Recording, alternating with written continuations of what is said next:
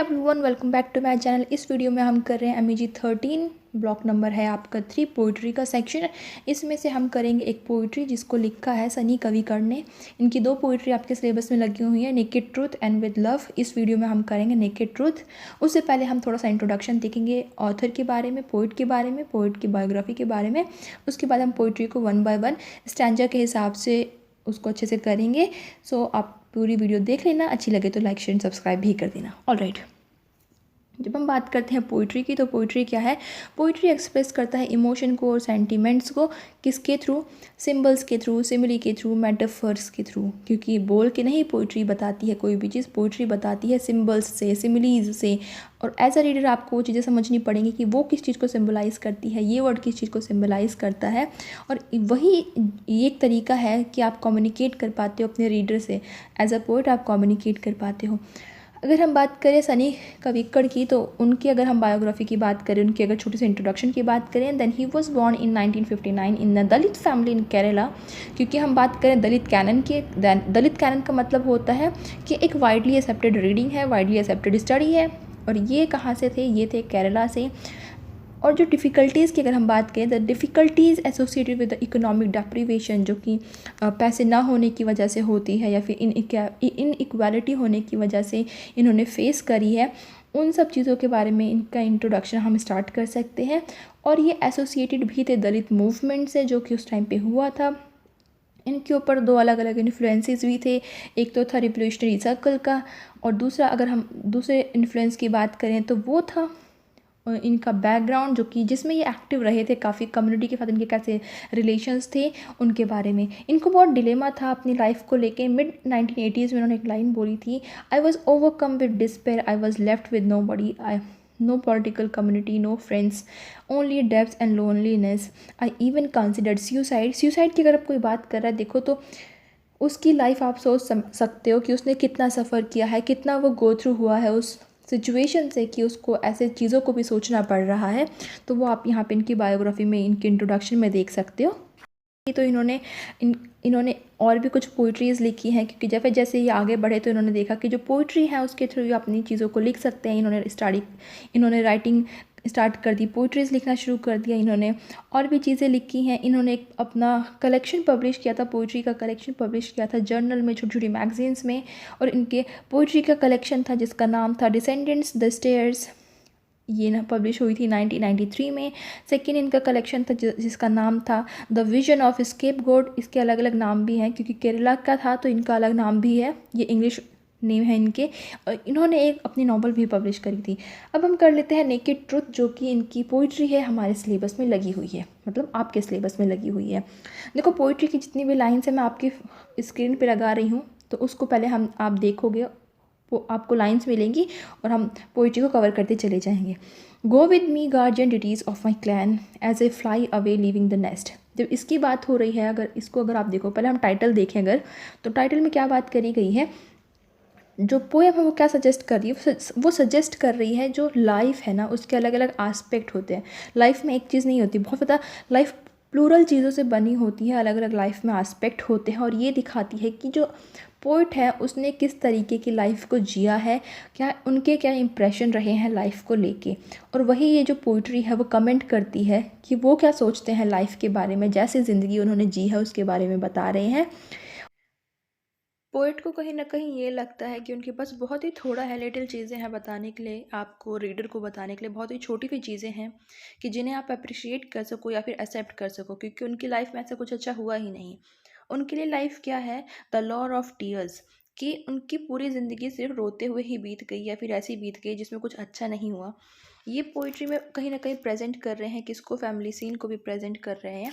जो टाइटल बोल रहा है ना, नेकेड ट्रूथ, वो किस चीज़ को रेफ़र कर रहा है? वो उन चीज़ों को रेफ़र कर रहा है जो चीज़ें पास्ट में हुई थी और प्रेजेंट में भी हो रही हैं। और पोइट ने उन चीज़ों को देखा है, एक ऐसा सच वो बता रहे हैं जो उन्होंने फर्स्ट हैंड एक्सपीरियंस किया है, इसीलिए उसे उन्होंने नेकेड ट्रुथ बोला है। उन्होंने बोला ये जो वो जो प्रेजेंट कर रहे हैं पास्ट को प्रेजेंट को पोइट्री के फॉर्म में, उसको उन्होंने बोला ट्रुथ है। इन्होंने डिटीज़ को भी रेफ़र किया है, रेफरेंस दिया है, किस लिए? क्योंकि वो हमेशा ही एज अ गार्जियन फिगर यहाँ पे रही हैं। इंटरेस्ट उनका था कम्युनिटी में, वो हमेशा यहाँ पर थी। वो इनविजिबल थे, जो भी गॉड और डिटीज़ है वो हमेशा इनविजिबल थे, लेकिन फिर भी वो प्रेजेंट थे इनको इंस्पायर करने के लिए, और इनकी कम्युनिटी जो थी वो इंस्पायर हो सके और वो खुद की हेल्प कर सके। ये था आपका टाइटल। जब हम फर्स्ट स्टैंजा पढ़ते हैं, 3 लाइन का फर्स्ट स्टैंजा है, उसमें ये क्या बोल रहे हैं? जो पोएट है वो रिक्वेस्ट कर रहा है डिटीज़ को टू बी विद हिम, कि वो उसके साथ रहे। क्यों? क्योंकि वो इंटेंड कर रहा है कि वो अपना नेस्ट छोड़ दे। नेस्ट मतलब हो सकता है वो अपने क्लैन की बात कर रहा हो, और वो किसकी बात कर रहे हैं? कि वो जो उनकी कम्युनिटी है उसकी बात। यहाँ पे जो पोएट है वो बिलोंग करते हैं एक ऐसे क्लैन से, एक ऐसा ग्रुप है या फिर समुदाय बोल सकते हो, या फिर आप जो क्लैन होता है, वैसे तो आपके जो जैसे कम्युनिटी के जो लोग होते हैं उनकी बात होती है। ये सारे लोग बंधे हुए हैं किन से? लैंग्वेज है, कल्चर है, फॉकलोर से। और पोइट अपने आप को एक बर्ड से एसोसिएट कर देते हैं। पोइट क्या बोलते हैं? ये चाहते हैं कि वो एस्केप हो जाएं, यहाँ से चले जाएं, उड़ जाएं। ये जो क्रूअल सोसाइटी ने उन्हें पकड़ रखा है, वो जो क्लचेस बना रखे हैं, जकड़ा हुआ है, वो सोसाइटी से कहीं बाहर उड़ के चले जाएं एज अ बर्ड की तरह वो यहाँ से उड़ के चले जाएं। और ये सोसाइटी कैसी है? वो उन्हें कभी भी प्रोवाइड नहीं करती है स्ट्रेंथ या फिर सस्टेनेंस। उन्हें कभी भी हिम्मत नहीं दी है, और ना ही कभी उन्हें उनका जो ज़िंदगी जिस तरीके से चली है उसमें कभी उन्होंने कभी हेल्प करी है किसी ने। ये क्या है? ये एक अच्छी बिगनिंग है। पोइट ने बोला कि एक एम है, उन्होंने बिटर ट्रुथ को दिखाया है सोसाइटी के बारे में, क्योंकि पोइट्री एक अच्छे लाइन से स्टार्ट होती है। पोइट चाहता है कि वो इस नेस्ट को क्विट कर दे, इसको छोड़ दे और चला जाए, और वो रीज़न देता है। He may have given reason the following stanza, वो अगले स्टैंजा में उसके रीज़न भी देता है। आपको एक चीज़ ये देखनी है कि जो फर्स्ट स्टैंजा है इस पोइट्री का, उसमें सिर्फ 3 लाइन है, और अगले जो स्टैंजाज है उसमें 4 लाइन्स है। तो इसमें कोई ऐसा स्पेसिफिक रीज़न उन्होंने नहीं दिया है कि इसमें 3 लाइन्स क्यों, इसमें 4 लाइन्स क्यों है, ऐसा कुछ मेंशन नहीं किया है। सेकेंड स्टैंजा की बात करें तो इसमें क्या बोला गया है? जो टाइटल है यहाँ पे और ज़्यादा एम्फेसिस होता है। यहाँ पे क्या बात कर रखी है? The still birth of my first born. Still birth क्या है? जो बच्चा है वो डेड है। वो जो अगर किसी बच्चे का बर्थ हुआ तो वो डेड है। यहाँ पे बता रखा है कि जो एक शॉक है, एक शॉक मिला है पेरेंट को, जैसे कि पेरेंट्स को मिलता है, एक शॉक मिला है उन्हें कि जो बेबी का बर्थ हुआ है वो क्या है? वो डेड चाइल्ड है। और ये क्या है? ये दिखाता है उस इफ़ेक्ट को कि जो वो चीज़ें सफ़र कर रहे थे, वो जो फैसिलिटीज़ उनके पास नहीं थी, उन चीज़ों को दिखाता। और ये इवेंट क्या है? ये रिप्रेजेंट कर रहा है, इंटरप्रेट कर रहा है रैथ ऑफ डिटीज़ को। क्यों? क्योंकि अगर आप बात करते हो किसी ट्राइब की, कम्युनिटी की, तो कहीं ना कहीं उस टाइम पे लोगों का क्या मानना था कि अगर ऐसा कुछ हो रहा है, कुछ बुरी चीज़ें हो रही हैं, तो कहीं ना कहीं जो डिटीज़ है, जो गॉड है, वो आपसे खुश नहीं है, और ये उनका गुस्सा है जिस तरीके से निकल रहा है। पोइट में भी रेफरिंग टू द सुपरस्टिशन। हो सकता है कि जो पोइट है वो सुपरस्टिशन की तरफ पॉइंट आउट कर रहा है कि देखो जो भी चीज़ें हो रही हैं वो इसलिए हो रही है कि जो डिटीज़ हैं वो हम पे खुश नहीं हैं, और इसीलिए बुरी बुरी चीज़ें हमारे साथ होती जा रही हैं। और यहाँ पे थोड़ा सा आयरॉनिकल हो रहा है, क्योंकि वो जो लोग हैं ना, ये जो पोइट है, ये क्या कर रहे हैं? गॉड का नाम देके, डिटी का नाम देके इग्नोर कर रहे हैं किस चीज़ को? जो लैक ऑफ मेडिकल फैसिलिटीज़ है। अगर जो बेबी है उसका birth as a dead child हुआ है, तो उसमें गॉड की नहीं बल्कि मेडिकल फैसिलिटीज़ की कमी की वजह से हुआ है। और इन चीज़ों को यहाँ पे आयरॉनिकली शो किया गया है कि इनकी कम्युनिटी में ऐसा होता है कि अगर फैसिलिटीज़ नहीं है तो लोग उसको मोल्ड कर देते हैं, लेकिन प्रॉब्लम क्या है कि उन्हें वो फैसिलिटी मिल नहीं रही है, उन्हें वो चीज़ें नहीं मिल रही हैं। द नाइट क्रेप्स इम्प्लाइज, यहाँ पे जो नाइट की बात करी गई वो बताती है कि कुछ जो है वो बहुत ही बुरा, बहुत ही हार्श और बहुत ही क्रूअल होने वाला है, उनके साथ होने वाला है कुछ ऐसा। जो पोइट है वो इंटेंड कर रहे हैं कि कुछ भी सही नहीं है इस वर्ल्ड में, जहाँ पर पोइट रहते हैं वहाँ पे कुछ भी अच्छा नहीं है। और ये शो करता है जो दलित की जो सिचुएशन है उसको दिखाता है कि जो उनकी एग्जिस्टेंस है वो किस तरीके से डिनाइल में है। उन्हें कुछ, उनके पास कोई राइट्स नहीं है, उनकी जो फैमिली है वो एक्सटेंड नहीं हो रही है क्योंकि उनका बेबी भी डेड है। उनका जो बेबी है उसका बर्थ ही एज अ डेड चाइल्ड हुआ है, तो नेक्स्ट जनरेशन वो कैसे बढ़ेगी? तो जो डेड चाइल्ड है उसको हम ले सकते हैं एक सिंबल की तरह, भी एक सिंबल ऑफ फेट की तरह, जो कि हम देख सकते हैं कि उनका कोई फेट नहीं है क्योंकि उनका जो बेबी है वो डेड है। तो उसी तरीके से उनका भी कोई फेट नहीं है, आगे कोई चीज़ उनके लिए है नहीं। वो चीज़ को सिंबलाइज कर रहे हैं, पोर्ट्रेट कर रहे हैं अपनी सिचुएशन को, अपनी कम्युनिटी की सिचुएशन को।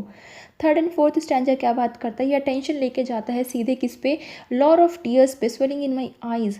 वो क्या बता रहे हैं कि यहाँ पे जो सफरिंग है दलित कम्युनिटी की वो उसको शो कर रहे हैं। वो जो हेल्पलेसनेस है ना, कि दलित एग्जिस्टेंस में हेल्पलेसनेस आपको मिलेगी ही मिलेगी।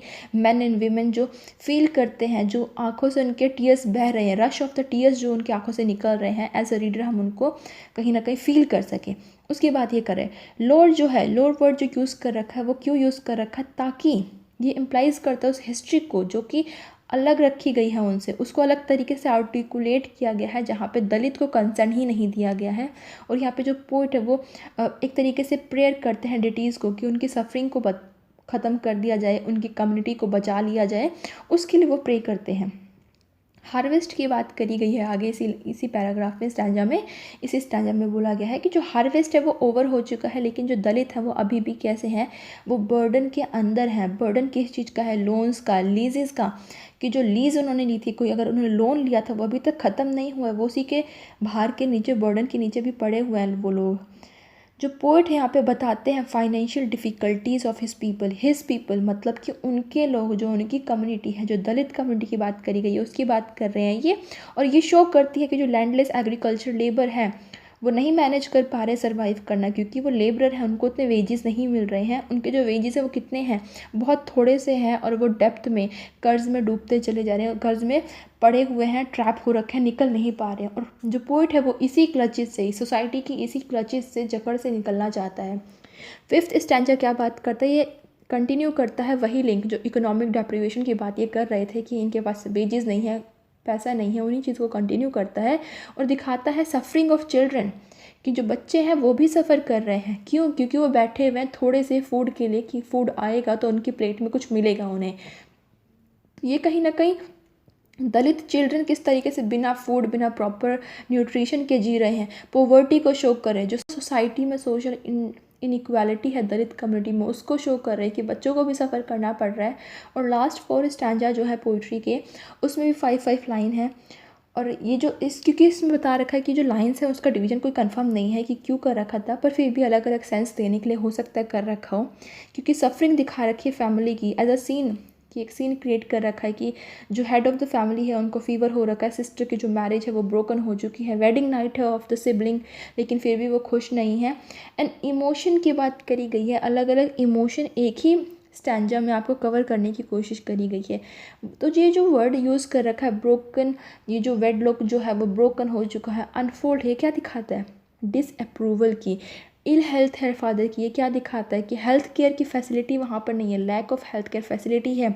ब्रोकन जो आपकी वेडलॉक है वो क्या दिखा रही है, एक बहुत बड़ी ट्रेजेडी को कहीं ना कहीं सिम्बोलाइज कर रहा है, किसके लिए, क्योंकि दलित कम्युनिटी की बात कर रहे हैं, उस टाइम पे उन्हें एजुकेशन भी नहीं मिलती थी। तो अगर इलिटरेट अनस्किल्ड वुमेन है तो को एक हस्बैंड की ज़रूरत है, एक मैरिज में होने की ज़रूरत है, ताकि वो उसे खाना मिल सके, कोई उसकी देखभाल कर सके। लेकिन यहाँ पे क्या है, दिखाया गया है कि जो मैरिज है वो ब्रोकन हो चुकी है फैमिली में, अब एक बहुत ही बड़ी चीज़ आ चुकी है, क्योंकि अब जो सोसाइटी है वो किस तरीके से उस लड़की को भी क्रिटिसाइज़ करेगी, फैमिली को भी कहीं ना कहीं क्रिटिसाइज़ करेगी, और बहुत सारी चीज़ें हैं जो पॉजिटिव वे में नहीं जाएंगी। जो वेडिंग नाइट है, it should be a happy occasion, लेकिन यहाँ पे क्या दिखा रखा है कि जो बच्चे हैं, जो सिबलिंग्स हैं, वो कन्फाइन हो रखे हैं, सफ़र कर रहे हैं, घर पे हैं, यहाँ पे कोई भी प्लेजर की बात नहीं है, कोई भी हैप्पीनेस की बात नहीं है। तो जो लास्ट के 2 स्टैंजा है उसमें क्या है कि जो यंग मदर है, वो जो यंग मदर है वो क्या कर रही है, वो फील्ड में वर्क करे, she is working in the field, और जो उनका बच्चा वो क्या कर रहा है, वो वेट कर रहा है ब्रेस्ट फीडिंग के लिए, उसको उसके लिए भी वेट करना पड़ रहा है। क्यों? क्योंकि उसकी मदर को फील्ड में काम करना पड़ रहा है। और ये दिखाता है कि उनकी जो पॉवर्टी है वो किस तरीके से, एक ऐसी मदर को जिसका बेबी अभी भी ब्रेस्ट फीडिंग करता है फिर भी उन्हें काम करना पड़ रहा है, तो वो जो प्लाइट है वो शो करने की कोशिश करी गई है कि बेबी वेट कर रहा है। और यहाँ पे सफरिंग दिखा रखी कम्युनिटी की, जो पोइट है वो इन सब चीज़ों को बियर नहीं कर पा रहे, सहन नहीं कर पा रहे, और वो चाहते हैं, वो इवोक करते हैं ब्लैक गॉड को।